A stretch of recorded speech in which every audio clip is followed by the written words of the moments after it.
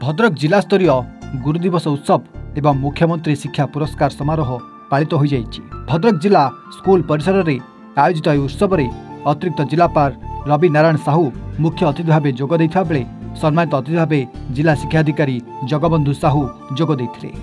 समारोह में मोट 83 जन शिक्षक शिक्षयित्री को सम्मानित कर जाइथिला।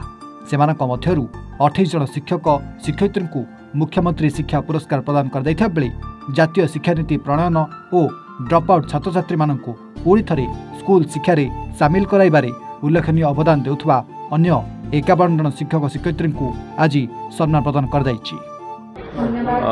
आज जिला स्तरीय मुख्यमंत्री शिक्षा पुरस्कार समारोह तथा पवित्र गुरु दिवस अवसर में आम समस्त जिलार विभिन्न ब्लॉक रु निमंत्रित करूँ। पखापाखि 83 जन शिक्षक शिक्षयित्री मान भर 28 जन को मुख्यमंत्री शिक्षा सम्मानित करूँ।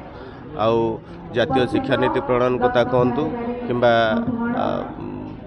ड्रप आउट पिला मेन स्ट्रीमिंग करने क्षेत्र में निश्चित भाव आज पवित्र गुरु दिवस गुरु शिष्यर परंपरा पवित्र परंपरा तेणु ये उपलक्षे आम जिला स्तरीय शिक्षक मुख्यमंत्री शिक्षक सम्मान समारोह तेणु समस्त शुभेच्छा जनाऊँ अभिनंदन जनाऊँ आशा रखा आमर जो मैंने सम्मानित है टीचर्स मैंने आगू आहरी भल पढ़ेबे पिला एवं भद्रक शिक्षा क्षेत्र में एक माइल खुंट हेब पिला माने भल पढ़े एवं ए परीक्षा रे आउरी भल करेंगे उत्तीर्ण हेबे तेणु मुझे आशा रखुच्छी।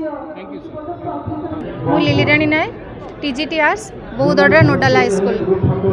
आज मुख्यमंत्री शिक्षा पुरस्कार समारोह सामिल होती पुरस्कार पाई क्या धन्यवाद देवे आगु केमती प्रेरणादायी मु प्रथमे आमर प्रशासन को धन्यवाद देवी एवं आमर जिला शिक्षा अधिकारी एवं शिक्षा प्रशासन सहित शिक्षा व्यवस्था सहित जो मैंने जड़ित अच्छा से मोर आंतरिक धन्यवाद।